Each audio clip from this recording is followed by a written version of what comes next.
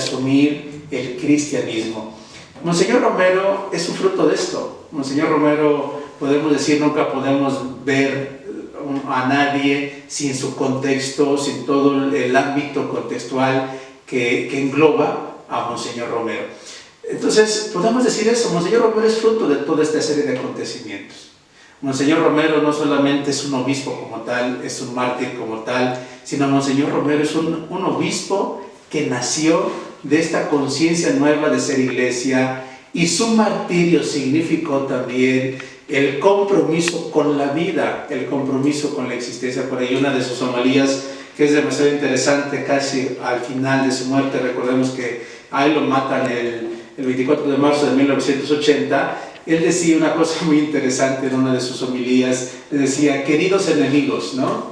Queridos enemigos, yo los amo, pero por favor, cese la represión, ¿no? Cese el crimen, cese la manera de cómo están gobernando y la manera también de cómo están asesinando a sus propios hermanos.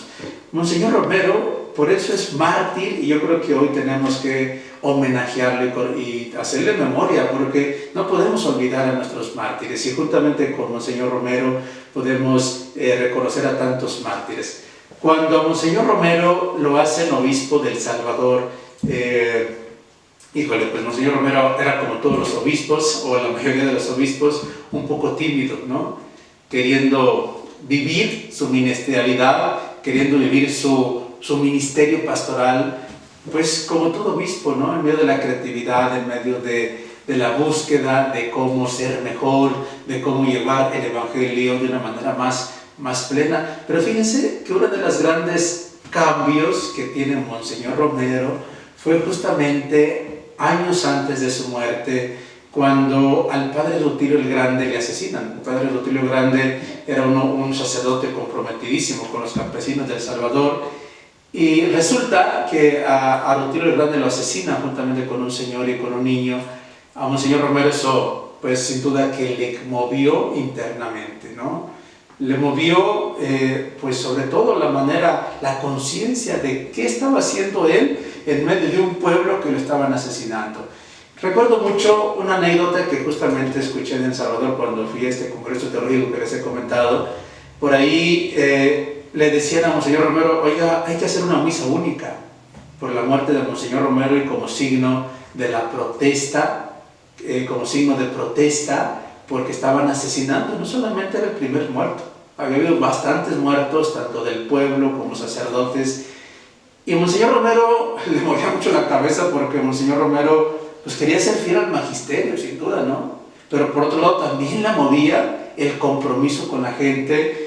Y recuerdo que uno de los sacerdotes le decía a Monseñor Romero: Monseñor Romero, tenemos que hacer la misa única. Y Monseñor Romero decía: aprendí en el seminario que a través de la Eucaristía se da gloria a Dios. Y le decía a este padre: sí, Monseñor Romero, pero acuérdense lo que decía San Irineo de León: la gloria de Dios es que la persona, el ser humano, tenga plenitud, tenga vida, tenga salud. Eso Monseñor Romero le movió internamente. Y cuando va con el nuncio, llega con el nuncio valientemente, porque así se van haciendo los santos y los mártires. Llega con el nuncio y le dice: le vengo a decir, no pedí permiso, le vengo a decir que voy a celebrar la misa única, ¿no? Y la realizó. A partir de ahí comienza toda una serie de conversiones, revoluciones internas de Monseñor Romero. Y yo creo que esto nos ayuda a pensar mucho en que la conversión de nosotros, de todos, no es como que de isofacto, ¿no? No es en el momento, sino se va generando en la vida. Las distintas circunstancias nos van invitando a dar respuestas distintas, y Monseñor Romero así lo fue, a tal grado que de ahí en adelante sus homilías, quería partir sobre esta anécdota que les cuento, 3 cosas que dice el campesino. Monseñor Romero siempre dijo la verdad, y Monseñor Romero se dedicó a decir la verdad. Tenía una radio, y a través de esta radio, de este medio, llegaba a todas las casas. Ahí tengo el testimonio de varias personas y familias que yo escuché en El Salvador, que decían: hombre, nos juntábamos, comprábamos las pilas de radio para escuchar la voz de Monseñor, así le llamaban, ¿no? Para escuchar la voz de Monseñor, el mensaje de Monseñor, la misa de Monseñor, la homilía de Monseñor, que a todos nos llenaba y a todos nos daba aliento de vida y nos daba esperanza en medio de la situación que estábamos viviendo. Entonces, Por ahí yo creo que este es algo que realmente Monseñor Romero significó algo bastante para El Salvador. Monseñor Romero, por eso le matan, por decir la verdad, y el compromiso de Monseñor Romero fue un compromiso que, les digo, no solamente fue de la vida, de la palabra, sino de la vida sobre todo.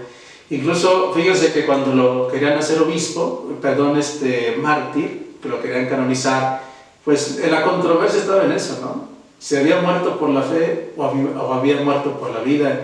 Y por ahí entre los escritos de Monseñor Romero, que le movían mucho, y sobre todo en Puebla, en su participación en Puebla, dijo Monseñor Romero, necesitamos buscar siempre lo fundamental del cristianismo, que es la vida, ¿no? Y el Papa Francisco, justamente después en torno a la canonización de Monseñor Romero, por ahí dijo que lo fundamental del cristianismo tenía que ser la vida, y que el martirio, cuando hablamos de una persona mártir, estamos hablando de alguien que apostó todo su ser por un proyecto de Jesús que no solamente es religioso, sino también es de la vida. Y por eso Monseñor Romero, que murió por defender los derechos del Salvador, de la gente pobre, pues por eso le mataron, ¿no? Y bueno, yo creo que hay bastantes testimonios que todavía en El Salvador se escuchan, en la gente se escuchan, de Monseñor Romero, tanto en el gobierno, como podemos ver en la televisión, que por ahí sale el presidente de El Salvador y vemos imágenes de Monseñor Romero. Monseñor Romero es muy querido en El Salvador, y entre los escritos de Monseñor Romero está uno que es muy interesante, uno de sus discursos que decía: es importante que los pastores sientan con la iglesia.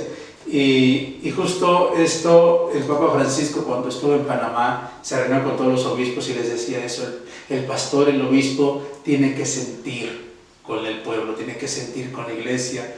Los pastores no somos, y lo digo yo como sacerdote, y también por ahí me han de estar escuchando sacerdotes, que a lo mejor algunos sacerdotes que en diferentes parroquias ejercen su ministerio, pues es eso, tenemos que ejercer nuestra vida ministerial desde el sentir, el vivir con el pueblo, ¿sale? Entonces, pues yo quisiera invitarlos por ahí a que ahorita vamos a tener unas personas invitadas, no sé cuánto tiempo nos quede para el corte, vamos a tener unas personas invitadas. ¿Cuánto nos queda para el corte, más o menos? Para invitar a las personas. 10 minutos. 10 minutos. Por ahí quisiera yo invitarte, ojalá que por ahí nos des tu opinión, algún testimonio, alguna anécdota, alguna pregunta. Por ahí están contestando las preguntas a través de Face para que nos digan pues sus preguntas, sus dudas. Justamente Monseñor Romero, para todos los obispos de América Latina, y no solamente de América Latina, sino para todo el mundo, significa una presencia grande. Recuerdo mucho cuando antes de morir lo llaman a Lovaina, a la Universidad de Lovaina, para hacer un homenaje de él. Por ahí, como siempre sucede, ha habido casos en los cuales pues tal vez no es entendido el mártir. El mártir siempre va a ser rechazado y no entendido. Monseñor Romero así le pasó, y bueno, Monseñor Romero le tocó esa dura realidad, se le reconoció más bien en otros lugares, como fue en Lovaina, como fue en Europa, le dieron el doctorado honoris causa, y allá justamente en Lovaina se le da este reconocimiento justamente en vida.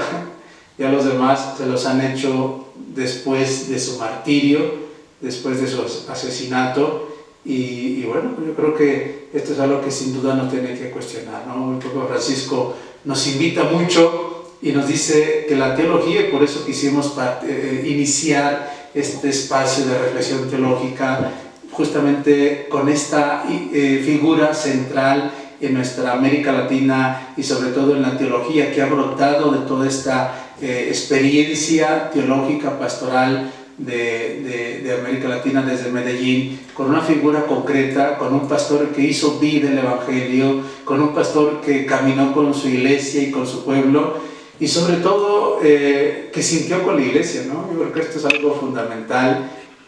A nosotros los pastores nos valoran por eso, porque somos pastores que somos capaces de sentir con la iglesia, aunque en algún momento no somos comprendidos, en cierta manera incluso por autoridades. Por eso Monseñor Romero es una figura muy importante y central entre los mártires de América Latina. Les digo, Rutilio el Grande, Monseñor Romero, incluso las religiosas de Estados Unidos que por ahí fueron asesinadas en el aeropuerto de El Salvador, y de ahí muchas religiosas fueron generando pues una serie de testimonios, ¿no? Una serie de experiencias de vida que a través del testimonio hecho vida fueron generando este martirio.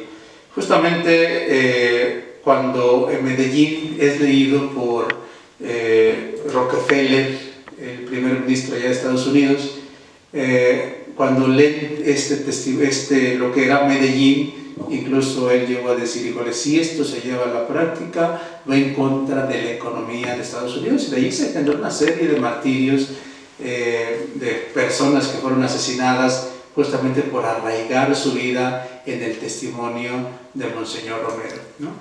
Pues vamos a un corte y vamos a regresar. Por ahí les invitamos a que hagan sus comentarios, a que hagan sus preguntas, y vamos a tener 5 minutos de corte y regresamos, ¿vale? Nos vemos. Estamos aquí en su programa Resignificando la Teología, y estamos haciendo homenaje a Monseñor Romero, al mártir de América Latina, a San Romero de América, como se le llamó. Y bueno, pues estamos en su programa. No se vayan, aquí los esperamos. Me vienen a convidar a que no pierda